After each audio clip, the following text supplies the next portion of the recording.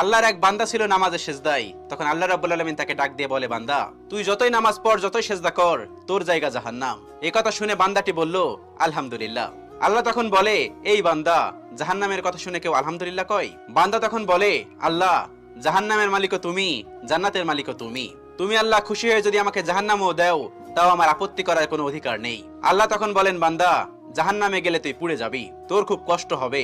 বান্দা তখন বলতেছে, আল্লাহ, কষ্ট শুধু আমার হবে না, তোমারও হবে।